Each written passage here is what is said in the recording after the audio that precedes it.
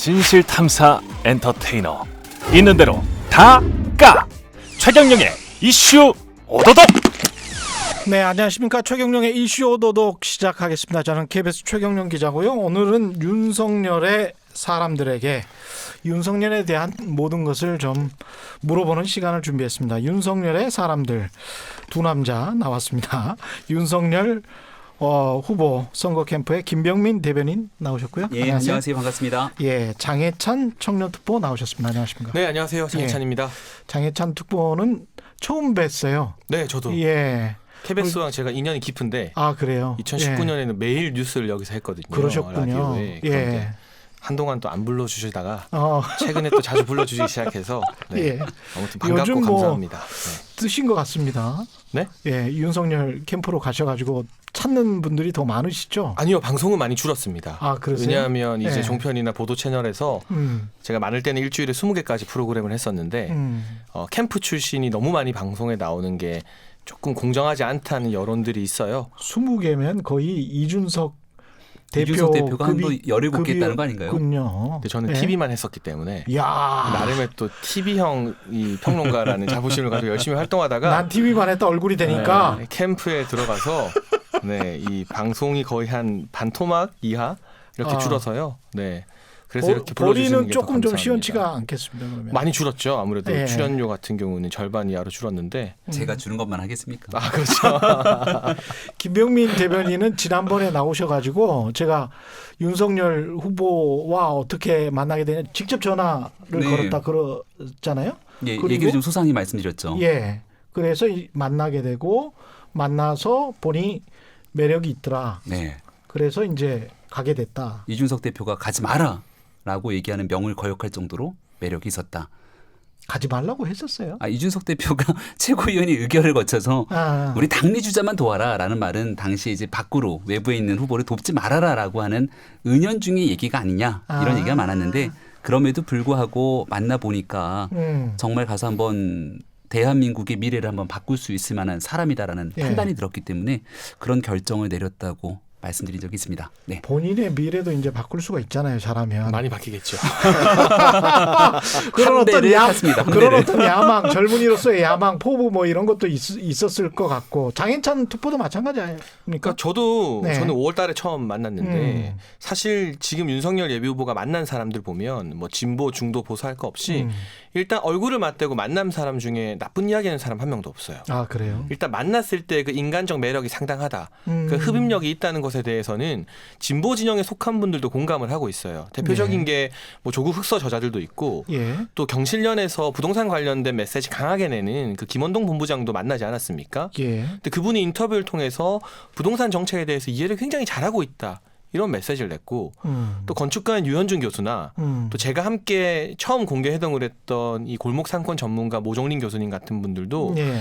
해당 분야에 대해서 굉장히 해박하다는 발언을 다 하셨거든요. 근데 이게 요즘 세상에 우리가 말 좀 잘해주세요 해서 이분들이 좋은 말 해주시는 건 아니잖아요. 예. 다 정치적 자유가 있으신 분이고 진보 진영이나 또는 정치와 인연이 전혀 없으신 분들인데 그래서 일단 만나게 되면 어떤 해박한 지식이나 또는 인간적인 매력에 대해서 긍정적인 평가가 나오고 있는 건 공통된 점인 것 같아요. 그래서 김병민 대변인도 마찬가지고 저도 결정적으로 직접 만남을 가지고 나서 여러 가지 또 현실적인 고민이 왜 없었겠습니까? 저나 김병민 대변인이나 방송이 많이 줄어들었고 앞으로 행보에 대한 고민도 있었지만 그 인간적인 매력에 빠진 게 먼저다. 어떤 정치적인 야망이나 이런 거 떠나서 그렇게 좀 결론을 내리는 게 맞지 않을까 싶습니다.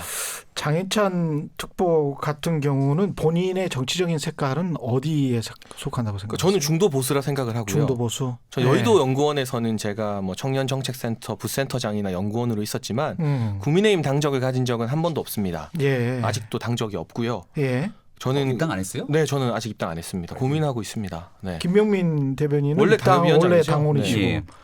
저 당협위원장도 네, 지금 그쵸. 광진구 갑지역에 광진국화. 예, 당협 그렇죠. 출마했다 낙선해서 예. 위원장을 저는 했습니다. 개인적으로 보수지만 국민의힘보다는 약간 더 중간에 가까운 보수라고 스스로를 계속 생각해왔고 그런 포지션으로 방송 활동을 해왔어요. 근데 그 이제 윤석열 후보는 더 중간 국민의힘보다 더 중간이다 이렇게 지금 판단을 하시는 거예요? 국민의힘에 들어가서 울타리를 중간 쪽으로 계속 높이기 위해서 애를 쓰고 있고 또 앞으로 더 많은 노력을 기울일 것이다라고 판단을 하고 있고요. 저도 뭐 적절한 시점에서 이 국민의힘의 외연이 더 확장되는데 제가 보탬이 될 수 있다면 또 함께 해야지라는 생각은 하고 있습니다. 그래요. 요즘 그 나온 메시지는 그렇게 중간 같지는 않던데 그 이야기는 좀 나중에 할게요. 네, 일단은 김병민 대변인이 많이 해주실 거예요. 그 이야기는. 네. 아니 왜 중간이라 그래서 약간 좀 의외다 이거는 그런 생각을 가졌는데 네. 일단은 뭐 두 분이 어떤 인간적인 매력을 느끼셨습니까? 이분에 관해서 후보를 얼마나 자주 봤고 어떤 뭐 같은 활동을 얼마나 자주 밥을 먹었고 얼마나 자주 이야기를 했고 그걸 통해서 나는 이 사람이 대통령이 정말 될 만하다 이런 측면에서 그런 말씀을 좀 해주세요. 우리 장희찬 평론가가 아무래도 본지 좀 오래됐으니까 얘기를 먼저 해주면 좋을 것 같은데요. 사실 먼저 하고 또 뭐 김 최근에는 대변인 이제 하시고요. 김병민 예. 대변인이 계속 같이 많이 다니시니까 더 잘 아실 것 같은데 저는 처음 만난 날 예를 들면 윤석열 후보가 말하는 생각에 대해서 제가 반대되는 의견을 굉장히 많이 냈습니다. 이건 좀 아닌 것 같습니다. 뭐 그건 좀 아닌 것 같습니다. 예. 등등의 예. 여러 가지 현안이나 특정인에 대한 평가나 이런 부분에 대해서도 사실 그때는 이제 정치 선언하기 전이었지만 지지율이 많이 나오는 대선 주자나 거물급의 인사들은 5월이었죠. 5월. 네네. 예. 대부분 자기 의견에 반하는 소리 별로 안 좋아하는 경우가 많잖아요. 아 그렇죠. 그리고 예. 주변에 쓴소리하는 사람도 점점 더 없어지기도 하고. 그렇죠. 예. 저는 그냥 그 자리 굉장히 편한 자리였기 때문에 어떤 뭐 정치적인 자리가 아니었고 뭐 사적으로 제가 생각하는 부분에 대해서 요즘 2030은 이렇게 생각한다. 그러니까 굉장히 호쾌하게 웃으면서 흡수력이 빠르다. 그냥 2030의 생각이 맞지 뭐. 그럼 우리도 이제 나이가 많이 들어서 잘 모르는 거야라고 인정을 하시더라고요. 그런 부분에서 제가 이 상사에게 보고하는 느낌이 들었던 게 아니라 그냥 수평적으로 이 의견 교환을 하는 느낌이 들었다는 게 저한테는 굉장히 큰 부분이었고요. 사실은 이 현충일 즈음해서 예. 제가 이제 윤석열 후보에게 천안함 예비역 생존자 전후 회장을 소개해드려서 만났고 또 K9 자주포 폭발 사고의 피해자 이찬호 장병도 제가 소개해드려서 만났습니다. 근데 그 두 분이 이 윤석열 후보를 만나고 나서 저한테 해준 이야기가 있어요. 처음에는 좀 긴장되고 위축됐다고 합니다. 왜냐하면 야권의 유력한 대선 주자였고 그때도 지지율로 보면 예. 또 풍채가 워낙 크시기 때문에 예. 처음 보면 좀 위축될 수 있잖아요. 젊은 키가 사람들 윤석열 입장에서. 후보가 어느 정도 되세요? 키는 그렇게 크진 않은데 예. 일단 몸무게는 100kg 밖에서 딱 넘으세요? 봤을 때 예. 외형이나 이런 게 풍채가 있다 이렇게 보기에 딱 키는 맞죠. 170 후반인 거 네. 같습니다. 후반이고 네. 몸무게는 100kg 정도. 지금은 좀 많이 빠졌다는 이야기를 들었는데 지금 막 그 당에서도 조금 살을 빼는 게 낫겠다 그런 이야기를 한다며요. 글쎄요, 근데 외형적으로 봤을 때는 저는 딱 좋은 것 같은데요. 아, 그 네. 정도가. 예. 어쨌거나 이야기를 계속해보면 예. 풍채가 있으시기 때문에 젊은 사람들이 긴장할 수밖에 없잖아요. 그렇죠. 근데 제가 후문을 들어보니까 그 이찬호 장병 같은 경우는 사고나 이런 여러 가지 기억들 때문에 좀 성격이 내성적이에요. 그런데 자기도 처음에 긴장했지만 티키타카가 잘 되더라. 그래서 긴장이 빨리 풀렸다는 말을 했어요. 예. 이 티키타카란 말은 이 장병이 직접 해준 단어인데 이게 젊은 사람들 사이에서 말이 안 멈추고 왔다 갔다 잘 되는 거 그걸 티키타카라고 하거든요. 그렇죠. 예. 그러니까 굉장히 이 검찰총장 출신이라 권위적일 거라는 일각의 오해가 있는데 그렇지 않고 눈높이를 좀 맞추려고 청년들과 수평적으로 대화하려고 하는 부분들이 드러나고 투머치 토커라는 별칭도 있습니다. 지지자들 사이에서. 박찬호처럼. 네, 예. 말씀하시는 거 좋아하시고 듣는 것도 좋아하세요. 다양한 주제에 대해서. 예. 그런 부분이 2030이 봤을 때 우리가 모셔야 될 보스가 아니라 그냥 우리 의견을 좀 편하게 이야기해도 잘 들어준다는 느낌 받았고 제가 최근에 뭐 지난 일요일에 청년 정책 세미나에 윤석열 후보를 초대해서 2030 전문가들과 행사도 같이 하고 했는데 예. 그런 일련의 행사를 준비하거나 메시지를 준비하는 과정에 있어서 의견을 냈을 때 굉장히 잘 들어준다는 느낌을 많이 받습니다. 이건 이래서 안 되고 저건 저래서 안 되고가 아니라 예. 젊은 사람이 의견을 내면 예를 들면 50대 참모나 기성세대 참모들 많을 거잖아요. 일정 부분 반대하거나 우려를 표하는 이야기들도 분명히 있을 겁니다. 하지만 이왕이면 정말 큰 하자가 없으면 젊은 사람이 낸 의견을 좀 먼저 들려주려고 한다. 그런 부분을 저는 많이 느끼고 있습니다. 김병민 대변인도 비슷해요? 뭐 전적으로 맞는 얘기를 해줬는데 예. 그 지난주 일요일에 우리 장해찬 특보가 주관했던 주관까지는 아니지만 아무튼 같이 참여했던 행사가 있었어요. 청년들이. 근데 제가 밖에서 이렇게 지켜보면서 후보는 이제 앉아 있고 카메라는 다 그 현장을 비추고 있습니다. 근데 한 40분 정도를 청년들이 계속 얘기를 하는 거예요. 근데 예. 얘기가 좀 길었습니다. 세미나 정책 발표를 정책 아. 발표를 쭉 제안하니까. 그럼 밖에 있는 사람들은 약간 보기에 야 이거 너무 얘기 긴 거 아니야? 어찌 보면은 한 40분 정도를 일방적인 얘기를 듣는다고 하면 기존에 있었던 정치인의 행사로 특히 대권 주자 행보로 봤을 때는 뭔가 짧게 치고 빠지면서 그림 나오기보다는 진짜 내용 중심으로 들어갔던 거거든요. 그리고 옆에 있는 보좌관들은 약간 좀 그때부터는 긴장하기 시작하죠. 조마조마하죠. 조마조마하기 언제 시작하죠. 끝나나. 예, 예. 보통은 그리고 축사만 하고 가거든요. 예. 언제 끝나나 예. 후보의 반응은 괜찮을까? 그런데 정말 고개 하나 돌리지 맞아요. 않고 있는 내용을 끝까지 경청하고 그 내용 하나하나 적어가면서 있는 내용들을 반응해주고 참모들이 뒤에서 걱정하면서 야 다음번에 이런 행사 또 잡아도 될까라는 사실에 걱정이 됐는데 그런 얘기가 단 한 번도 안 나올 정도로 있는 순간에 집중을 합니다. 그 제- 풍채와는 달리 권위적이지 않다. 그거는 아마 만나본 사람들 거의 모든 사람들이 비슷한 생각을 가질 거고요. 최경영의 최강 시사에 제발 나와주세요. 제가 좀 판단을 해보게 말씀을 좀 잘 드려주세요. 저희도 최경영의 최강시사 나오고 싶은데 사실 예. 제일 많이 받는 전화 중에 하나가 우리 최경영의 최강시사는 동시간대 라디오 프로그램 PD님들한테 그렇죠. 4개의 프로가 있으니까. 그래서 지금. 하나를 나오기 시작하면 쫙 다 돌아야 돼서 그렇죠. 예, 그런 부분들에 대한 이해를 좀 감안해서 말씀을 좀 드리고 싶고요. 뭐 언젠가는 나오시긴 아니, 나오셔야 될 거 아니에요. 그럼요. 4개 네. 프로는. 그리고 예. 이게 중요한 이슈가 나왔을 때 또 그 내용을 갖고 충분히 풀어낼 수 있는 그런 시간적 여유가 있을 거라고 생각을 합니다. 무튼 그렇군요. 윤석열 후보랑 같이 만나서 얘기를 하면 예. 저는 그래도 여의도 정치권에 좀 몸을 많이 담그고 있었잖아요. 예. 제가 28살 때 지방의회 의원을 시작하면서 상당히 많은 정치인들을 봤는데 많은 정치인들이 얘기를 경청하는 것 같지만 예. 굉장히 좀 수직적인 관계 속에서 예. 한번 얘기해봐. 이런 느낌들이 좀 강하게 있는 정치인들이 적지 않습니다. 그리고 한 10분, 20분 정도 대화하고 나면 그다음 그 사람 얘기를 쭉 듣기보다는 들으면서 뭔가 딴짓을 하거나 예. 예, 한 2시간 정도를 쭉 그 사람한테 온전히 집중하는 게 쉽지가 않거든요. 예. 근데 그런 측면에서 아마 윤석열 후보는 어떤 사람을 만나든지 간에 그 자리에서 최선을 다해서 그 사람과 함께 소통하려는 노력을 한다는 게 아마 장혜찬 특보가 얘기했던 내용들과 그거 제가 일맥상통할 조금만 거라고 봅니다. 구현하면 예. 일요일에 청년 싱크탱크 제가 공동 대표로 있는 곳인데 다양한 청년들이 모여 있어요. 뭐 탈북자부터 러시아 혼혈인데 귀한 분, 뭐 원자력 전문가, 스타트업 대표들. 처음에 이 행사 개요를 제가 캠프에 알려줬을 거잖아요. 예. 이건 이제 캠프 행사는 아니죠. 바깥에 외곽 싱크탱크 다만 제가 있을 뿐이지. 얼마나 시간 걸려요라고 물어봐서 1시간 좀 넘습니다. 근데 정책 제안 다 들으시고 이 청년들이랑 토론하실 거면 오시고 축사만 하고 가실 거면 안 오시는 게 맞습니다.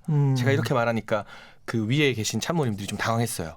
대선 주자 불러서 1시간 반 가까이 앉혀놓고 토론시키고 하는 게 우리 일반 여의도 정치 문법으로는 좀 상상을 초월한 이제까지의 일이거든요. 여의도 정치 문법하고는 대부분 다르죠. 예. 축사만 해도 감지덕지 너무 감사해야 하고 축사만 하고 가세요. 예. 그 나중에 보고서 받겠습니다. 하지만 그 보고서가 뭐 제대로 전달이 되겠습니까? 대부분의 경우. 그런데 후보에게 직접 전화해서 물어보니까 당연히 가야지. 그리고 갈 거면 당연히 다 들어야지. 그러니까 안 들을 건 뭐하러 가느냐는 거죠. 그러니까 그런 자세가 사실 참모들이나 보좌하는 사람들 입장에서 볼 때는 아 너무 길어지는 거 아닌가 싶지만 후보 자신이 그 청년들의 목소리를 경청하겠다는 의지가 굉장히 강하고요. 저도 이제 그 싱크탱크 대표이자 동시에 전 참모니까 이 정책 제안이 저희가 생각한 것보다 더 길어졌어요. 예. 좀 조마조마했죠. 앉아가지고 아, 다음 일정에 지장이 있는 거 아닌가.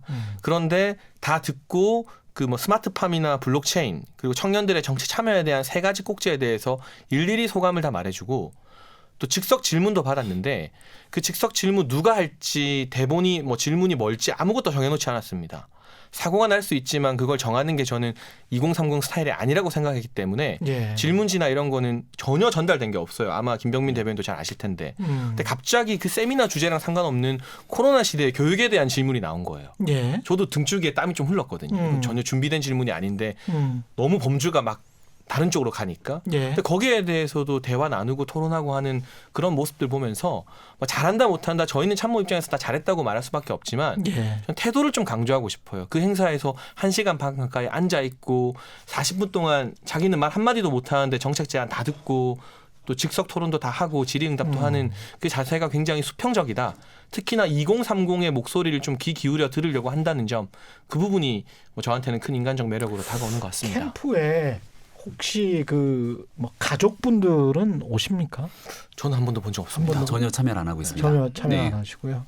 그 관련해서 이제 어떤 분한테 들었는데 오프더로 그 서울법대 출신의 뭔가 비선 조직이 있다. 는 그런 이야기가 있습니다. 그러니까 이렇게 이제 장해찬 특보나 김병민 네. 겉으로 때문에 보여주는 사람들은 그 아니고 안에 네. 있는 뭔가의 비선이 있을 뭔가 거다. 핵심 엘리트 그룹이 있다. 네. 그런 이야기를 어떤 이제 진보 쪽은 아니에요. 예. 그 들었는데 그거는 맞나요? 제가 얘기를 네. 해야 될 것 같은데요. 전혀 사실이 아니고요. 전혀 사실이 아니다. 많은 사람들이 윤석열 후보에게 직접적으로 연락 소통을 합니다. 아마 전 국민이 연락할 거예요. 핸드폰 번호가 다 공개가 돼서. 그래요? 지난번 네. 왜 입당했을 때. 근데 그 전화는 안 받아주실 거 아니에요? 전화를 다 받을 수가 없죠. 카톡에는 그렇죠. 답장하신다고 네. 막 인터넷에 카톡에는- 인증샷도 올라오고 그러더라고요. 카톡도 보내고 네. 문자도 보내고 여러 가지 의견들을 주는데 음. 그런 내용들 속에서 정말 귀 기울여 들을 만한 내용들에 대해서 소통을 하기도 하고 또 주변에 있는 많은 사람들이랑 이야기를 나누다 보니까 윤석열 후보 보통 이렇게 캠프가 만들어지면 인해장벽을 친다고 하지 않습니까? 그렇죠. 우리가 이렇게 캠프가 딱 만들어지고 나서 못 들어오게 인해장벽을 치는 순간 사람들이 들어오지 못하는데 후보가 워낙 사람들과의 다방면의 소통을 이어가고 있기 때문에 그런 측면에서 닫혀 있는 게 아니라 수없이 열려 있고 아마 조언하는 그룹들은 굉장히 많을 겁니다. 그리고 비선 조직이 있다면 그 비선 조직이 캠프에 모종의 영향력을 행사해서 의사결정에 결정에 영향을 미쳐야 되는데 제가 아침 저녁 회의를 다 들어가고 논평 쓰고 후보의 모든 것들을 같이 참여해서 했을 때 이렇게 하는 것들에 대해서 누군가는 브레이크를 걸거나 얘기를 해야 비선 조직이 있는 거잖아요. 그런 일들이 적어도 제가 국민 캠프 참여하고 나서는 단 한 건도 그런 적이 없습니다. 근데 소통을 잘 하신다는 그 두 분 말씀을 저는 뭐 기본적으로 인터뷰이들의 말을 다 믿고 네. 진행을 하는데 이런 거는 어떻습니까? 그 어디 YTN 영상인가요? 보니까 어떤 분이 좌파 매체니까 뭐 인터뷰하지 마 뭐 이런 게 있었잖아요. 그러니까 그분이 지지자였죠 아마 캠프 관계자가 예. 아니라. 예전에 그랬다가 있었던, 이제 네. 뭐 한두 번 그 영상에서는 한두 번 움찔했던 것 같아요. 움찔하다가 답변을 할까 말까 하다가 뭐 이렇게 그냥 나가시는 모습이 끝이었는데 그런 거 같은 경우는 어떻게 보면 뭐 좌파 매체니까 인터뷰 안 하는 거 아니에요? 그 부분 제가 조금 답변하면 예. 사실은 원래 대선 주자 후보가 되면 수행팀도 엄청 많고 막 예. 경호팀도 붙는데 예. 윤석열 후보 자체가 그렇게 사람 많이 다니는 걸 별로 안 좋아하세요. 예. 그러니까 그분이 캠프 관계자가 아니라 일반 지지자인 것으로 알려졌는데 지지자가 그렇게 난입해서 뭐라고 말할 수 있을 정도로 수행팀의 규모가 되게 간촐했다는 게 하나의 그때는 핵심인 그랬었던 것이고 것 같아요. 네. 예. 그리고 그분이 어떤 캠프 관계자의 공식 의견이 아니고 지지자의 의견이었는데 그때 어쨌든 윤 후보 입장에서는 이게 수행팀이나 뭐 이런 분들을 다 어떻게 보면 그 돌발적인 상황에서 다 알지 못하는 상황에서 좀 기자분들이 길에 너무 많이 몰려들어서 거의 교통이 거의 마비되는 상황이었다고 알려지고 있거든요. 예. 그런 상황에서 어떤 그 특정 장면만 비춰진 것이지 이후에 6.29 그 이전이죠. 뭐 6.29 정치선언이나 그 이후에 기자회견이나 백브리핑을 보게 되면 대부분 이제 뭐 부대변인이나 이런 분들이 이제 충분히 질의응답했으니까 가시죠라고 했을 때 윤석열 후보가 제일 많이 하는 말이 질문 좀 더 받자. 한 개 더, 두 개 더입니다. 6.29 정치선언에서도 기자회견 이제 그만두려고 했었는데 질문 더 하시라. 한두 개 더 받자고 말씀을 하신 게 생중계로 다 나왔고요. 예. 그러니까 기자들의 어떤 질의응답에 대해서 특정 매체를 가린다거나 꺼리는 건 전혀 없고 저희가 아마 첫 번째 신문 인터뷰 같은 경우도 통상 진보 매체로 분류되는 경향신문과 장시간 대화를 나눴었거든요. 박준 기자하고? 네, 예, 그런 예. 부분들을 보게 되면 하나의 지지자의 어떤 돌발적인 난입으로 일어난 그야말로 돌발 영상 장면이었던 것이지 전체적으로 언론에 대해서 질문을 안 받는다, 가려받는다는 건 사실과 좀 다른 것 같습니다. 그래요. 그 지금 유튜브도 하시고 인스타그램도 하시고 페이스북도 하시는데 제일 잘 되는 건 뭡니까? 아무래도 인스타 저는 인스타라고 인스타 싶은데요. 예. 인스타 너무 재밌어요, 그 진짜. 사진 뭐 쪽벌 사진도 나오고 그렇더라고요. 아무래도 예, 대중이 궁금해하는 건 음. 뉴스나 매체를 통해서 다 볼 수 있는 것들을 똑같이 SNS에 올리게 되는 건 흥미나 매력이 좀 떨어질 수밖에 없고 집에서라든지 정말 궁금해하고 이 SNS를 통해서가 아닌 볼 수 없는 그런 것들이 이제 인스타그램을 통해서 여러 가지 내용들을 잘 전달하고 있기 때문에 얼마 전에 있었던 민트 초콜릿 관련된 이 먹는 모습이라든지 또 반려동물들과 함께하는 사진들 이런 데에 대해서 많이들 흥미 있게 바라봐 주시는 것 같고요. 정치가 좀 무겁잖아요. 그리고 예. 어찌 보면 정치가 지금 코로나로 힘든 국민들 그리고 이 물가 인상부터 부동산 값 정말 뭐 하나 사실 속이 시원해지는 일들이 많지 않은데 정치가 결국은 무거운 주제를 가지고 어찌 보면 여당과 야당이 대립구도가 늘 형성돼 있는데 이런 일들 속에서도 좀 기분 좋게 한번 좀 웃을 수 있는 모습들을 보여주는 게 인간적인 예, 모습. 인간적인 면모들을 밝히는 거라 생각하고 그런 측면에서는 캠프 내부에서도 인스타그램이 꽤 그래도 잘 홍보되고 있는 것은 아닌가 이렇게 평가하고 있습니다. 사람들의 인식이 그게 있잖아요. 검사 출신이고 검찰총장 출신이니까 좀 무섭다는 이미지. 아무래도 이제 포청천 뭐 이거는 무섭잖아요. 네.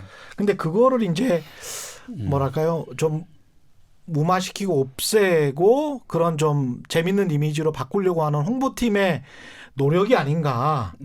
뭐 그거는 전략적인 거 아닌가 뭐 이런 근데 생각도 좀 들고요. 그 우리 최경영님도 아시겠지만 예. 저는 사실은 민트 초코를 못 먹어요. 민트 초코요. 네, 도전해 보려고 했지만 이게 예. 치약 같은 걸 도대체 왜 먹는지 이해가 안 되는데 그건 아. 억지로 홍보팀에서 먹이려고 해서 먹을 수 있는 식품이 아닙니다. 정말 본인의 기호와 평상시 어떤 그런 이 삶에서 나오는 취향이 아니면 못 나오는 부분이고. 나 민트 초코를 좋아한다. 네, 그리고 그게 굉장히 화제가 많이 됐거든요.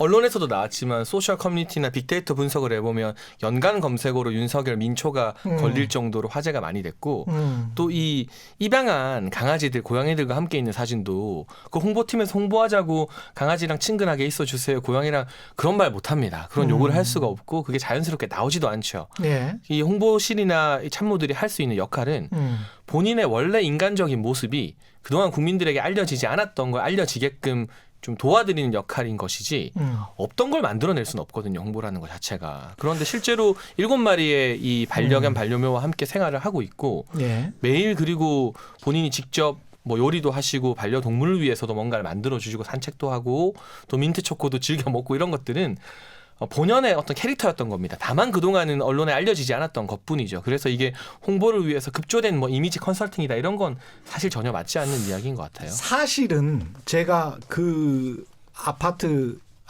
주상복합 아파트 근처에 살았었거든요. 그 근처에 예. 서초동. 10년? 네. 10년 살아서 그 뵀어요. 저는. 근처에서 예. 이렇게. 산책하시는 네. 모습을 한 3번 정도 봤어요. 그 동네가 산책할 때가 마땅치는 않을 텐데요. 제 아파트 주변에서 산책하셨어요. 네. 제가 살았던 아파트 주변에서. 왜냐하면 그쪽이 이제 그나마 산이 좋은 아파트는 제가 살았던 아파트니까 아실 거예요. 우면산 쪽인가요? 아니죠. 저기 어디? 서리풀공원. 서리풀공원 밑에. 쪽으로. 네. 예, 그 아파트 그 헌 아파트 네. 그 단지 근처에 제가 말씀드리려고 한 거는 뭐냐면 부부 사이의 금슬은 좋아 보이시더라고요. 자주 다니셨거든요. 같이. 예, 네. 같이 자주 다니셨는데 인스타나 페북이나 이제 같이 나온 사진이 지금 없잖아요. 그러면 뭔가를 관리하는 건가? 왜냐하면 평소 모습은 자주 다니셨거든요. 예. 두 부부가 같이 다니는데 여러 가지 구설수 때문에 예. 의도적으로 이런 노출이 안 되는 것 그렇죠, 아니냐 그렇죠, 이런 주장을 그렇죠. 하시는 것 같은데요. 예. 아니, 주장이 아니고 제가 본 경험이니까. 그런 예, 예. 사람들의 의견들이 있는 걸 아마 얘기하신 것 같은데 예. 근데 얼마 전에도 벽화 때문에 얼마나 큰 논란이 있었습니까?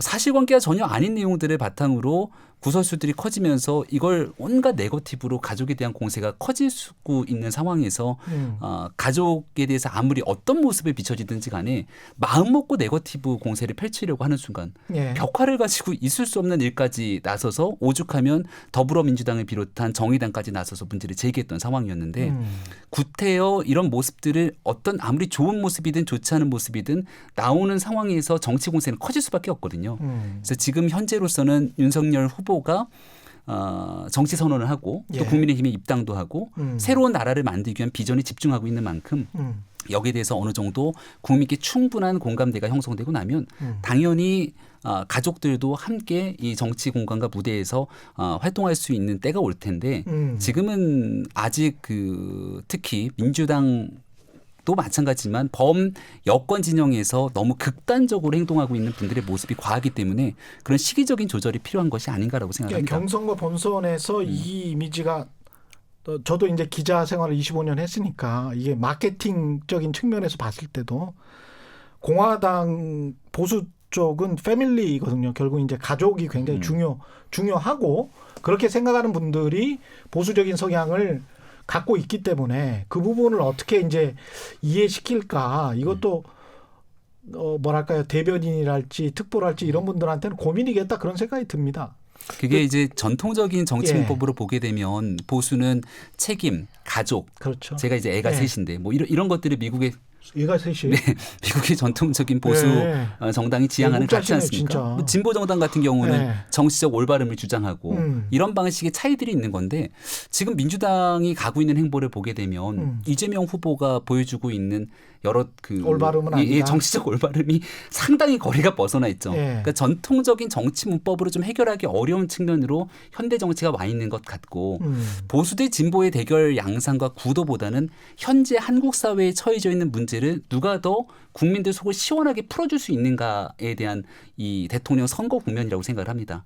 윤석열 후보에게 기대하고 있는 국민의 감정이라는 것도 보수여서 윤석열 후보에게 그 많은 지지가 오고 있다고 저는 생각하지 않습니다. 한 7, 8년을 걸어왔던 윤석열 후보의 행보 속에서는 그 걸음 자체를 보여주는 거잖아요. 어떤 정파적인 위치에 속해져 있지 않는 상태에서 당시에 가장 강한 기득권과도 맞서 싸우면서 상식을 구현하기 위해 노력해 왔기 때문에 한국 사회에 펼쳐져 있는 수많은 문제들을 해결하기 위해서 그동안 보여줬던 결기를 바탕으로 윤석열 후보가 새로운 정치에 나섰으면 좋겠다라고 하는 생각. 여기에 일단은 좀 집중했으면 좋겠고 그다음 말씀하셨던 여러 가지 내용들까지도 결국은 대통령 선거 국면에서 다 함께 펼쳐져야 되는 거니까 맞아요. 그런 부분들도 차차 진행될 겁니다. 국민들 정권 교체를 바라는 국민들의 바람에 그게 있는 건데 그 많은 국민의 힘 후보 중에 윤석열을 선택을 하려면 그 바람에 이제 흡족해야 될 거 아닙니까? 근데 이제 그 발언들을 지금부터 좀 보면 저는 이게 매경 인터뷰를 사실은 2번 봤거든요. 이 아까 이제 중도 말씀을 하셨고 중도 보수 말씀을 하셨는데 제가 아는 상식으로는 이거는 정경련 보도 자료랑 상당히 비슷하다. 저는 부정식품이나 뭐 밀턴 프리드만 그 이야기보다 그 기업관 그다음에 노동관 이게 그 제가 봐왔던 정경련 보도 자료 거의 진짜 문구가 흡사해요. 그 과거의 전희경 대변인 내 말씀하고도 좀 비슷하고 그래서 아니 원래 이렇게 상당히 우파적인 생각을 가지고 있는 것 같더라고요. 그러면 그 전에 중도 확장이라고 했던 건 사람들에게 그냥 한번 말해본 것일 뿐이 아닌가 그런 이제 좀 걱정이 되는 거죠. 그거를 저는 조금 다르게 생각하는 게 중도라는 게 무엇인가, 기존의 강성 보수와 차이점이 무엇인가. 결과적으로는 약자들, 사회적인 약자들이나 소외받는 분들에게 얼마나 더 많이 다가갈 것인가가 방점이라고 생각을 하는데 어떻게 보면 국가가 많이 개입해서 이런저런 규제를 만들고 꼬치꼬치 모든 걸 법으로 규제하는 게 과연 약자들에게 도움이 되느냐. 그 맥락에서 부정식품 이야기도 나왔던 것이고 이번에 저는 이낙연 전 대표가 지옥고를 없애겠다고 공약을 발표했어요. 이게 지하방, 옥탑방, 고시원을 없애겠다는 것인데 예를 들면 지하와 옥탑방과 고시원을 법으로 규제해서 거기에 사람 못 살게 만들면 그게 과연 주거 약자에게 도움이 되는 것이냐. 그러면 어쩔 수 없는 경제적 형편 때문에 옥탑방 살거나 고시원 사는 분들이 다 이 방세계 아파트 살면 좋지만 갑자기 이게 인류적으로 법으로 금지됐을 때 그분들 그럼 어디로 가라 할 것이냐. 주거비 부담이 더 늘어나거나 또는 갈 데가 없으면 밖으로 나와야 되는 것이잖아요. 그런 인류적인 규제, 법으로 모든 걸 다 금지시키는 것이 사회적 약자를 돕는 길이 아니다. 그런 차원에서의 메시지이기 때문에 그 메시지에서 어떤 자유가 강조되고 정부의 어떤 규제에 대해서 부정적인 시각이 드러났다 해서 그게 중도가 아니다. 강성 우파의 시각이라고 말하는 건 좀 잘못된 것 같고 기본적으로 윤석열 후보가 그런 예시를 든 것들, 부정식품 예시를 든 것들도 결과적으로는 이 사회적 약자에게 무엇이 실질적인 도움이 되느냐를 이 설명하는 과정에서 예시와 비유를 드는데 아직까지는 이 정치적인 어떤 비유법이라던가 이런 부분에 있어서는 조금 더 다듬어져야 된다는 건 후보도 동의하고 저희도 동의하고 있지만 맥락의 본질을 보면 강성우파적으로 모든 걸 자유에 맡겨놓고 방임해야 된다가 아니라 결과로 봤을 때 사회적 약자와 소외계층에게 어떤 방식이 더 도움이 되느냐 그 부분을 고민하는 방법론의 차이라고 생각합니다. 아니 근데 밀턴 프리드만의 이제 선택할 자유를 말씀을 하셨는데 선택하지 못하는 사람들의 자유나 권리에 관한 고민이 상대적으로 좀 부족해 보이는 게 특히 이제 그 형사법 개정 관련해서 이야기를 하셨단 말이죠. 그 매경 인터뷰에서. 근데 그렇게 형사법을 개정해서 법인이 벌금을 내고 그 윤 후보님 워딩이 그냥 경영인 지금 현재 돈으로 그냥 떼우면 되는 그 워딩이 그렇게 돼 있어요. 돈으로 그냥 떼우고 경영인들 CEO들은 형사처벌을 면하게 되고 그 상황에서 돈으로 기업이 떼었기 때문에 그 돈에 관해서는 구상권을 뭐 청구해서 소액주주들이 뭐 소송을 하든지 말든지 해서 그거는 민사적으로 하는 그런 식으로 해서 이제 형사적인 책임을 면제해 주자. 어지간한 거는 이거는 지금 저 유전무죄랄지 재벌 대기업과 관련된 국민 정서 그다음에 한국이 안 그래도 재벌 대기업 뭐 사면하고 뭐 막 그랬잖아요. 예, 이건희 회장 그 돌아가신 분 같은 경우는 상당히 많은 죄를 지었지만 한 번도 구속된 적도 없어요. 그분 같은 경우는 그렇지 않습니까? 이병철 선대회장도 사건에 밀수했지만 기소도 안 당했어요. 그렇잖아요. 뭐 이런 상황에서 형사법을 또 개정하자고 하면 저는 경제를 전공한 사람 입장에서는 이건 도대체 이게 뭐지? 기업 지배 구조를 고민한 사람으로서 이게 뭐지? 좀 이해가 안 되더라고요. 제가 좀 설명을 드려도 되겠습니까? 예. 그러니까 그 지금까지 지면에 나왔던 몇 개의 인터뷰들이 있는데 아직까지 정확히 윤석열 후보가 대통령이 되고 났을 때의 경제 정책을 어떻게 끌고 가겠다에 대한 구체적인 비전들은 지금은 토막토막 있는 인터뷰들의 주장들이 있는 것이고 이게 하나로 통합될 수 있는 비전 체계들이 만들어질 겁니다. 근데 여기서 조금 강한 어조의 내용들이 나오게 됐던 배경들을 살펴보게 되면 질문이 서로 오가게 되는데 문재인 정부가 벌써 한 4년이 넘는 시간이 지나왔잖아요. 기회는 평등하고 과정은 공정하고 결과는 정의로운 세상을 만들겠다고 여러 가지 정책들을 많이 냈지만 그 정책들이 사실상 부동산 정책을 비롯한 많은 각종 경제 정책이 실패로 돌아갔다는 게 많은 국민들의 평가입니다. 그리고 그로 인한 결국은 많은 피해들은 국민께 돌아가게 되죠. 기업에 대해서도 각종 규제 등 그리고 과거에 있었던 경제 민주화 등에 대한 구현들을 하기 위한 노력들을 했는데 여기서 나타난 반작용들이 적지가 않습니다. 자유를 얘기하고 있는 많은 측면에서의 언급들은 단순하게 밀턴 프리드먼의 자유를 꺼내서 얘기를 하겠다기보다는 현재 문재인 정부에서 이뤄지고 있는 정부 주도 그리고 많은 부분들이 규제에 더 방점을 두는 식의 경제 정책들을 써왔을 때 그게 국민의 삶에 큰 보탬과 도움이 잘 되지 않았다는 데 방점을 찍고 얘기를 하는 겁니다. 하지만 그렇다라고 해서 이 단순히 문재인 정부와 반대되는 구조로서 모든 자유를 풀어놓는 신자유주의로 가는 것이 온당하다고 생각하는가? 절대 그렇게 생각하지 않고요. 얼마 전에 김종인 비상대책위원장 같은 경우는 비대위에 있으면서 기본소득 언급했을 때 빵에 관한 얘기를 합니다. 김이 모락모락 나는 빵이 있는데 저 빵을 사 먹을 수 없는 자유가 없게 된다면 그게 무슨 자유냐? 그렇죠. 라는 얘기들을 하게 되는 겁니다. 제 말이 그 말씀이에요. 거기에 대한 기본적인 공통된 인식들을 가지고 있고요. 저보고 왜 윤석열 후보와 같이 이 캠프에 참여했냐라고 사람들이 묻기도 하는데 처음 만나는 식사 자리에서 제가 그 얘기를 했어요. 윤석열 후보님의 많은 메시지들을 잘 보고 있고 제가 방송을 통해서 서울중앙지검장 과거 댓글 수사 때의 검사로서의 강직한 검사의 모습 또 검찰총장으로서의 모습을 많이 지켜봤는데 여기에 대해서 최근 행보에 나오는 메시지에서 사회적 약자, 공동체에 관한 얘기들이 좀 부족한 것 같다. 그러면서 이 경제에 관련된 얘기들도 했는데 인식은 상당히 비슷합니다. 하지만 문재인 정부의 지난 4년에 대해서 우리가 흔히 백래시라고도 얘기를 하는데 이게 너무 강하게 하다 보니까 이걸 바로잡기 위한 데 방점을 찍다 보니 이게 조금 과하게 오른쪽에 있는 기업, 자유 이런 단어들이 많이 나오게 됐다라고 하는 인식을 같이 공유했고요. 하지만 누구보다 국민의 기본 상식의 틀을 바탕으로 가장 어렵고 힘든 사람들이 그들에게 꿈과 희망을 줄 수 있는 정치를 만들어가겠다고 하는 기본적인 이념에는 조금도 변함이 없습니다. 예. 그래서 이런 틀과 비전, 정책에 대한 가치 체계들은 앞으로 나타나게 만들 윤석열의 정치 철학들에 대해서 천천히 보여지게 될 거니까 조금 오해가 있는 부분들이 있더라도 그런 내용들을 좀 푸셨으면 좋겠다는 생각입니다. 제가 예. 여담이지만 옆에서 쭉 지켜보고 있는데 잘하죠. 참 말씀 잘하시고 그러니까 이제 그 두 분이 본 윤석열의 무엇과 또는 윤석열의 그 지지율이나 아우라와 플러스 그 김병민의 혀 제가 이게 방송을 같이 예전에 많이 했잖아요. 그러니까 이게 좀 이렇게 쑥 들어가야 되는데 방송 동료로서 평론가 선후배로서 이 예. 김병민 대변인을 이전에 방송국에서 예. 지켜봤을 때보다 예. 이 대변인 자리가 정말 적임인 것 같아요. 아닙니다. 진짜 지금 감탄하면서 지켜보고 너무 힘들어요. 있습니다. 그 제가 그 부정식품 말고 저 네. 두 가지만 더 여쭤볼게요. 페미니즘은 페미니즘. 예. 이것도 얘기를 많이 나눴죠. 이것도- 얼마 전 글을 보니 페미니즘이 정치적으로 악용돼서 남녀 간 건전한 교제도 정서적으로 막는다는 얘기도 있다. 이게 이제 워딩입니다. 네. 예.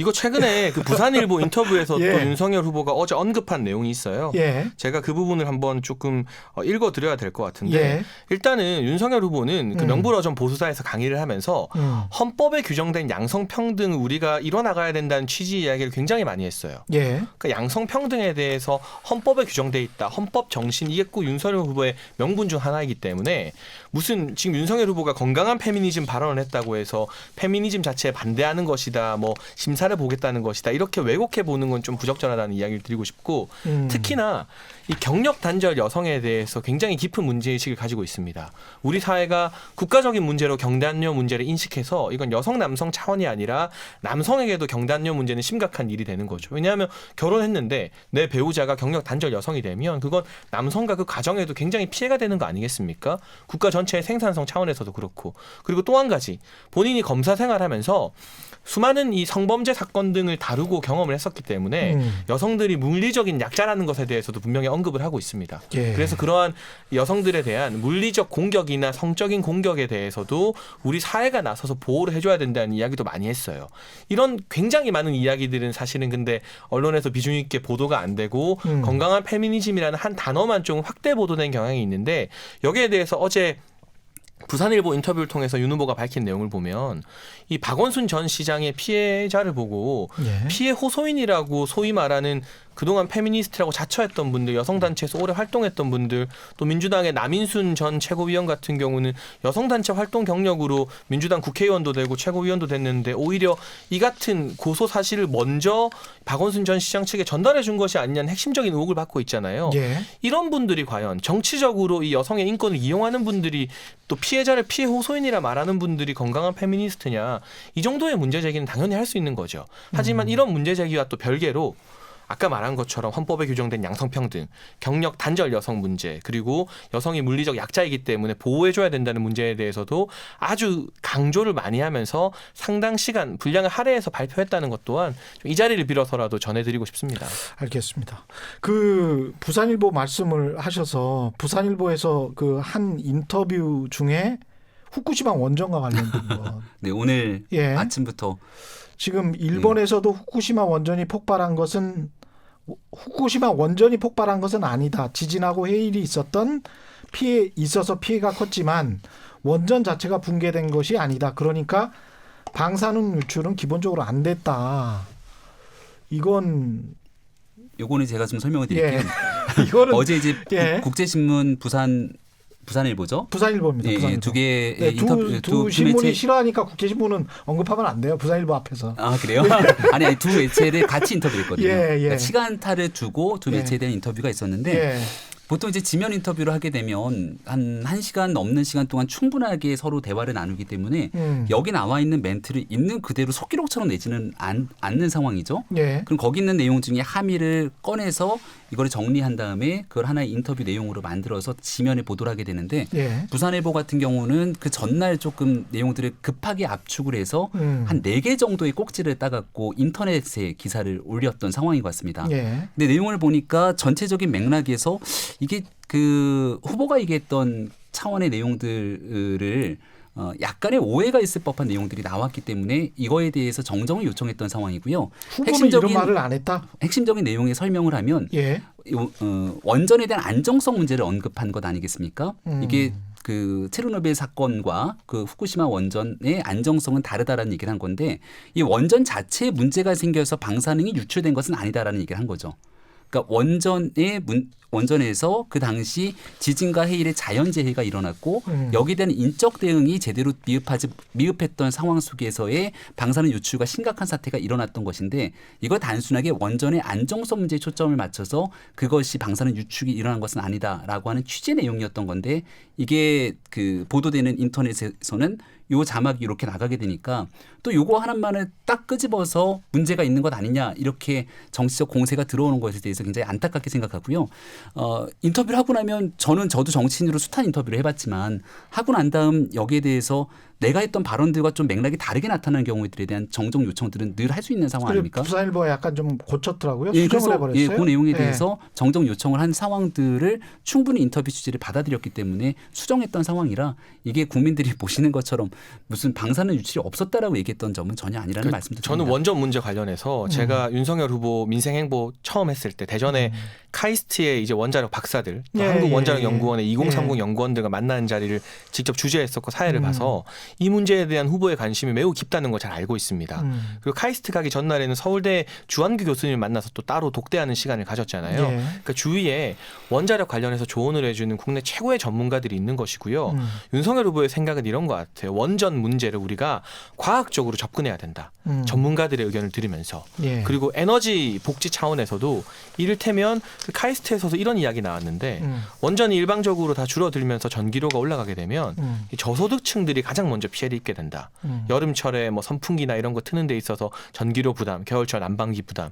이게 단순히 에너지원의 문제이기도 하지만 에너지 복지의 문제가 될 수도 있고요. 기후재앙에 어떻게 대처하는가. 그러니까 빌 게이츠가 쓴 기후재앙을 피하는 방법이라는 책을 카이스트 박사학생이 그날 선물해 드렸는데 윤 후보에게 윤 후보 다 읽으셨다 하더라고요. 그걸 보면 우리가 기후재앙을 피하기 위해서 가장 시급한 과제 중 하나가 이 탄소 중심의 발전에서 벗어나는 거잖아요. 그런데 화력 발전을 하게 되면 이산화탄소라든가 이런 여러 가지 환경에 피해를 끼치는 것들이 훨씬 더 많이 나오게 됩니다. 그래서 일반적인 인식과 다르게 화력이 아닌 원전 중심의 발전이 오히려 기후재앙이나 환경보호에 더 도움이 될 수 있다는 주장도 많이 하고 있어요. 그 빌 게이츠도 지금 뭐 빌 게이츠 재단을 만들어서 환경 보호나 인류의 미래를 위해 공헌하고 있는 빌 게이츠도 그런 주장을 책으로 썼고요. 그런 관점에 있어서 원전이 무조건 절대 악이 아니다. 이걸 지나친 공포감으로 국민들에게 다가가게 할 것이 아니라 전문가들의 과학적인 식견을 토대로 인식을 조금 바꿔나갈 필요가 있다는 취지의 생각을 가지고 있다고 이해해 주시면 좋겠습니다. 알겠습니다. 제가 두 분한테 팁을 드리면 제가 알고 있는 과학적 지식을 말씀드리면 기후재앙과 관련해서 이게 후쿠시마 원전 같은 경우는 이 말씀이 맞아요. 지진하고 해일 때문에 이런 일이 일어났잖아요. 그래서 미국에서 조사를 해본 거예요. 미국 원자력 기관에서 미국은 안전한가? 해수면이 올라갔을 때. 그러니까 대부분이 이제 위험으로 된 거죠. 근데 해수면이 올라간다는 거는 지금 말한 기후재앙과 관련이 있어요. 그래서 해수면이 계속 올라가서 바로 바다 옆에 있는 원전이 갑자기 이런 상황, 지진이나 쓰나미가 일어났었을 때 기존에 또 해수면이 계속 올라가고 있고 기후변화 때문에, 기후상승 때문에. 그래서 원전이 그게 그 갑자기 전기 동력을 잃어서 그렇게 돼버린 거 아닙니까? 그냥 용광로가 타버린 거잖아요. 그런 상황이었기 때문에 그걸 대체할 수가 있는가라고 미국 원자력기구에서 조사를 해보니까 다 원래 그렇게 지어졌기 때문에 해수면 바로 옆에 지어졌기 때문에 그게 굉장히 문제인 거죠. 물이 들이닥쳐버리면. 그래서 그런 것들은 과학적으로 좀 나중에는 입증을 하셔야 될 거다. 아마도 다른 쪽에서는 말을 안 하고 있지만 지금 저는 좀 두려워요. 그런 것들이. 네. 그러니까 예. 저는 이런 지적에도 동의를 하고요.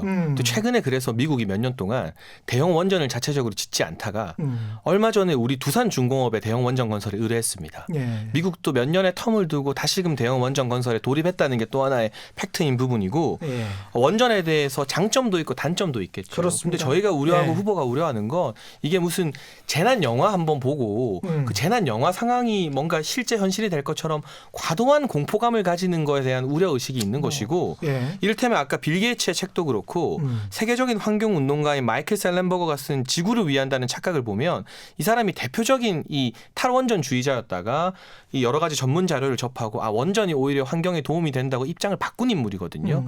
해외에서도 그렇고 국내에서도 그렇고 이 책이 베스트셀러가 됐어요. 그러니까 국민들이 양쪽의 다른 입장을 좀 균형감 다 있게 들어봐주셔야 보고 돼요. 좀 이 객관적인 판단을 내릴 수 있게 기술이 정치권이 만약에 이제 네. 소형 원자로와 방사성 폐기물을 압축해서 어떻게든 반감기를 줄일 수 있는 그 방법을 개발한다면 저도 다시 한번 생각해 볼 수 있을 것 같아요. 그러니까 기술의 문제가 좀 있으니까 요거는 좀 차치하고 네, 이런 건설적인 논의가 됐으면 좋겠다는 예. 거죠. 무조건 공포감을 예. 가지고 영화처럼 될 거다 이게 아니라는 정도의 뜻으로 이슈 오도독에 자주 받아주시면 나와주세요. 좋겠어요. 좋죠. 네. 재밌는데요. 네. 처음 왔다는 거예요. 예. 그 네. 국민의힘으로 간 다음에 지금 상황이 그 안에 또 백전 노장들이 다 계시잖아요. 특히 예. 이제 홍준표, 유승민, 원희룡 다 이런 분들 계시는데 이게 쉽지는 않을 것 같은데 일단 그렇게 빨리 전격적으로 입당한 이유가 있을까요? 두 분은 어떻게 보십니까? 입당의 배경은 아주 간단합니다. 그러니까 국민의힘과 떨어져서 선거를 치른다는 건 상상하기 어렵죠. 그러니까 같이 치르는데 입당해서 치르냐, 나중에 바깥지대에 있다가 예. 다시 국민의힘과 손을 잡고 치르느냐 여러 선택의 여지가 남았던 거지만 예. 이준석 대표를 만나서 충분하게 공감대를 형성하고 난 다음 8월 경선 열차가 출발하게 되는데 예. 나중에 가서 단일화 국면으로 가게 되면 특히 정권 교체를 바라는 국민들 입장에서는 불확실성이 더 커지게 되는 거죠. 예. 정권 교체를 바라는 국민들의 거의 하나 같은 뜻이라면 흩어지지 말고 9가지가 달라도 한 가지의 생각이 같은 정권 교체의 마음이 있다면 다 같이 하나 된 모습으로 모여서 정권 교체를 했으면 좋겠다는 의지가 있기 때문에 국민의힘에 들어가서 치르는 것이 맞겠다는 생각을 한 것 같습니다. 그리고 나서 그 다음은 시기의 문제가 남아 있었던 건데요. 예. 국민 캠프가 출범하고 난 다음 저도 대변인을 맡고 그리고 윤석열 후보와 같이 쭉 언론과의 관계를 맺어보면 제일 먼저 물어보는 첫 번째 질문은 항상 언제 입당합니까?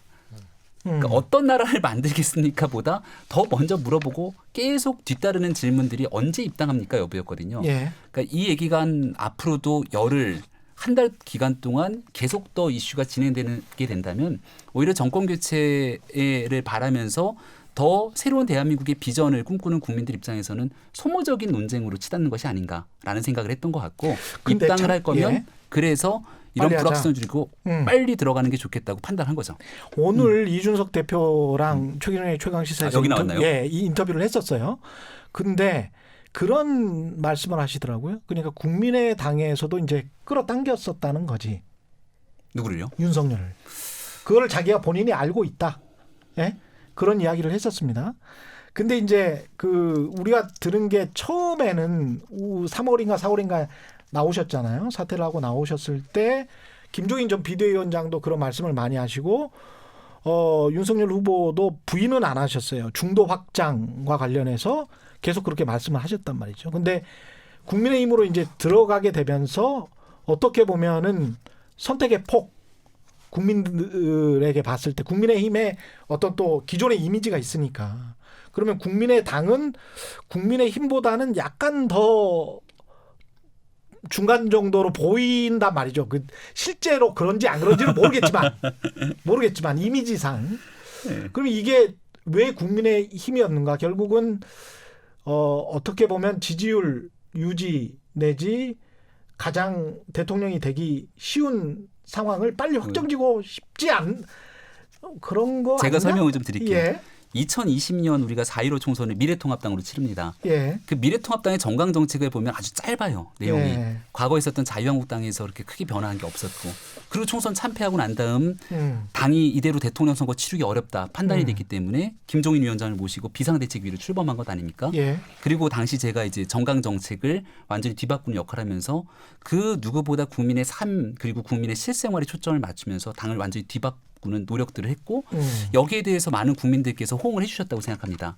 그때 바꾸고자 노력했던 세 가지가 있었는데 하나가 첫 번째는 지역적인 정치를 탈피하기 위한 호남. 예. 그래서 5.18 광주 민주화 운동을 우리가 당의 정강 정책에도 집어넣고 김종인 위원장이 호남을 찾아서 무릎을 꿇기도 했고 많은 변화들이 있었고요. 두 번째는 약자와의 동행을 언급하면서 김종인 위원장은 경제민주화의 상징이었고 그래서 과거의 기득권과 가진 자들을 대변하는 정당이라는 그 이미지를 불식하기 위한 많은 노력들이 있었습니다. 그래서 재벌들을 옹호하게 되는 그런 경제 정책이나 여기서 상당히 변화되는 모습을 보였고 세 번째 강조가 청년이었거든요. 예. 근데 이 청년에 관한 문제는 이준석 당대표가 되면서 정말 획기적인 변화를 가져오게 됐죠. 국민의힘이 과거에 우리가 봤던 보수 정당이랑 상당히 많은 변화들을 가져가고 있고요. 다만 4.7 보궐선거 이후로 훨씬 더 많은 혁신과 변화를 추동해 나가야 되는데 거기에 약간 브레이크가 걸렸다고도 저는 생각을 합니다. 그러니까 4.7 보궐선거에서 함께 유니폼을 입고 뛰었던 금태섭 전 의원 같은 그런 정치인들이 이 당에 들어오진 않죠. 예. 그래서 얼마 전에 국민의힘에 입당을 하자마자 제일 먼저 만났던 인사가 김종인 위원장, 금태섭 의원 등을 이 윤석열 후보가 만나는 거거든요. 그래서 당에 들어가지만 이 당의 변화와 혁신을 믿고 들어가지만 여기에 안주하고 만족하는 것이 아니라 지금까지 해왔던 것보다 더 적극적인 노력으로 이 당의 중도, 외연 확장, 국민의 삶에 들어가는 변화를 윤석열 후보가 주도적으로 끌고 나가겠다라고 하는 의지를 보이고 있는 겁니다. 만약에 서울시장 후보처럼 그때도 이제 안철수가 더 높았잖아요. 처음에. 그러다가 누가 오세훈 될 줄 알았어요. 갑자기 이제 오세훈한테 잡아먹힌 거잖아. 어떻게 보면 딱 한 달 정도 사이에. 예.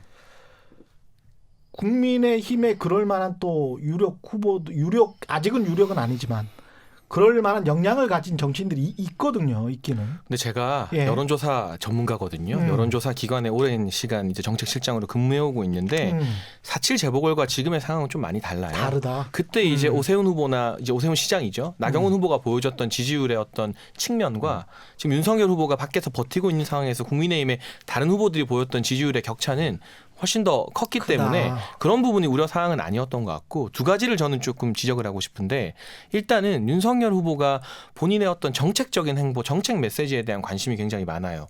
그런데 예를 들어서 김병민 대변인이 말한 것처럼 입당이 자꾸 지연되고 모든 기자들이 어디를 가도 무슨 행보를 내도 입당 여부부터 물어보게 되면 정책에 대한 메시지나 행보 등이 다 묻힐 수 있거든요. 예. 저는 개인적으로 8월 1일에 청년정책 세미나 준비하면서 빠른 입당에 참 고마웠던 게 그날 입당이 결정된 다음 행보였기 때문에 저희가 제시했던 블록체인 정책이나 스마트팜 정책 등이 대다수의 언론에 그대로 다 노출이 되었습니다.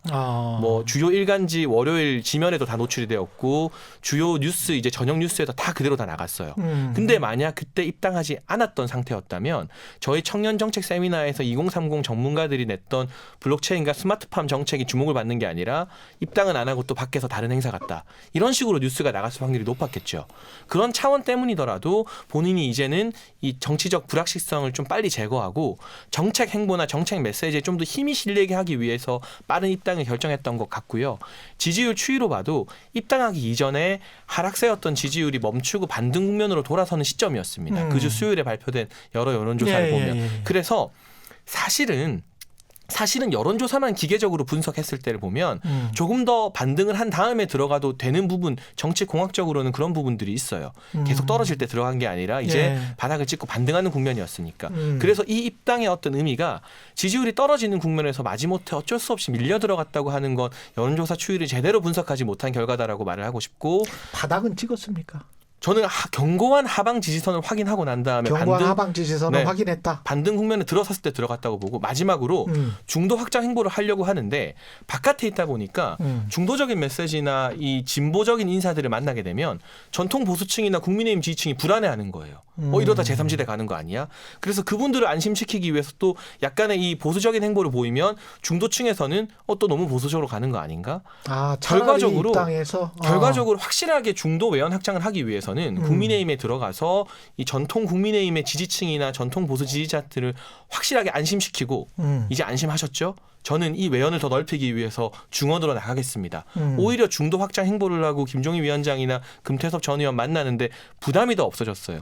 그래서 앞으로는 정책 행보나 메시징을 통해서도 또 사람을 만나는 그런 인물과의 미팅을 통해서도 보다 본격적인 중도 행보를 더 편하게 할 수 있는 그런 배경이 될 수 있을 것 같다는 점에서 입당을 보수화가 아닌 더 넓은 중원 확장을 위한 교두보 확보로 저는 이 국민의힘 입당을 평가하고 싶습니다. 제 목이 달아날까 봐 빨리 들어갔죠. 주변에 있는 사람들 자르겠다고 하니까. 국민의힘에 지금 네, 이렇게 열심히 포장을 했는데 그걸 그렇게 제명으로. 국민의힘에 지금 가장 큰 라이벌 떠오른다면 2위로 떠오른다면 누가 떠오를 것 같고 누가 가장 경쟁자다 이렇게 보세요. 캠프에서는. 윤석열 후보를 빼고 12분 후보가 있는데 다 경쟁력이 있으신 분들이고요. 이런 하나만한 얘기를 기대하지는 않으셨을 거니까. 한 명씩 뽑아볼까요? 저희 서로 사전에 의논한 게 없습니다. 참고로 이거. 한 명만 딱 먼저 뽑아봐요. 뽑아봐요. 한 명만. 저는 원희룡 지사. 한 명이 네. 그 정도 지지율인데 지금? 저는 그건 문제가 안 된다고 보고 예. 사실 뭐 지지율로 따지기 시작하면 예. 지금 1강과 뭐 한 3중 그리고 예. 나머지 군소 그렇죠. 후보들이라고 표현할 수밖에 없는데 그럼에도 불구하고 원희룡 지사가 제주도지사직을 수행하면서 보여왔던 어떤 정책적인 부분 그리고 그동안의 정치 행보에 있어서 할 만은 했던 부분들 또 원희룡 지사 캠프에 몰려있는 인물들이 저는 굉장히 훌륭한 자산들이 많이 가 있다는 생각을 합니다. 그렇기 때문에 지금 국민의힘의 여러 후보군 중에서 가장 과소평가되어 있는 후보가 원희룡 지사라고 생각을 해서 지금 현재의 지지율보다는 경선을 거치면서 어떻게 보면 가장 이 협력적 경쟁 관계를 가져갈 수 있고 동시에 나중에는 결국 원팀이 될 거 아니겠습니까? 누가 네, 최종 후보가 되든 또 가장 많은 도움을 받을 수 있는 후보가 원희룡 지사라고 생각합니다. 김병민 대표님. 원희룡 지사는 뭐 당연히 발군의 실력을 발휘할 한 거고요. 명만? 예. 네. 우리가 이제 13분에서 예. 8강 그리고 4강으로 그렇죠. 들어가잖아요. 저는 유승민 후보를 꼽습니다. 예. 그러니까 이미 한번 대통령 선거를 치러봤던 경험이 있고요. 그리고 당내에서 유승민 후보를 그래도 대통령을 만들겠다는 사람들이 그렇게 숫자적으로 많지는 않은데 그 숫자가 중요한 게 아니라 모여 있는 사람들의 에너지가 중요하잖아요. 직책은 중요해요? 어떤 직책이요? 직책. 그 유승민을 대통령으로 만들겠다는 사람들의 직책 뭐 국회의원들이 얼마나 모여 있는가? 아니 그러니까 높은 사람이 혹시 있어요 거기에? 그렇게는 잘 지도부 모르겠는데 이야기하시는 것 같은데 그걸 눈치를 못 채고 그렇게는 모르겠는데 예. 그 사람들의 에너지가 다른 후보들 캠프보다 조금 더 높은 것 같아요. 그래서 되게 한번 열성적이죠. 소수지만 아주 그냥 확 뭉쳐서 올 수 있는 힘들이 아직 남아 있다고 보고요. 예. 또 워낙 토론을 잘 하시고 예. 그 정책에 관련돼서 준비됐던 측면들이 많기 때문에 실제 선거 국면에 들어가고 나면 굉장히 흥미진진한 경선이 될 것 같다고 생각합니다. 그래서 그런 부분들에 맞서서 훨씬 더 많은 정책 비전들을 가지고 국민께 보여주면서 경선이 이루어지게 되면 저는 국민의힘 경선 꽤 재밌을 거라고 봅니다. 민주당 쪽 사람들 중에 한 명은 이런 이야기를 하더라고요. 윤석열을 원한다. 본선에서. 보통은 그 지난 4.7 보궐선거 때도 오세훈을 원한다 보통은 그랬어요. 이제 제일 그 속내를 숨기고 예. 보통은 예. 자기들의 정치적 의도를 약간 숨기고 말을 하는 것이기 때문에 그래요? 민주당에서 그렇게 말하는 거 저는 윤석열 후보가 많이 부담스러운 거 보구나 이렇게 해석을 합니다. 아니 본인들이 뭐 시뮬레이션을 돌려봤는데 그 누구라고는 말 안 하겠는데 윤석열 말고 다른 후보랑 뭐 이재명 후보랑 붙었을 때 또는 뭐 이렇게 할 때 보니까 뭐 제가 뭐 4.7 그렇더라. 보궐선거 때 비상대책위원회 있었으니까 예. 여러 가지 얘기들을 많이 들었을 거잖아요. 방송도 정말 많이 했고 그때 민주당 사람들 만날 때마다 하는 얘기가 예. 아유 오세훈 나오면 땡큐지. 시장 그만두고 갔던 사람이 나와서 선택이 되겠어? 이 얘기를 어마어마하게 많이 했거든요. 근데 웬걸? 선거에 나서고 나니까 이렇게 표 차이가 많이 나게 질 거라고 상상이나 했겠습니까? 예. 그렇기는 하죠. 요즘에 저는 민주당 분들 만나면 이 이야기 제일 많이 들어요. 예. 홍준표, 유승민이 무섭다.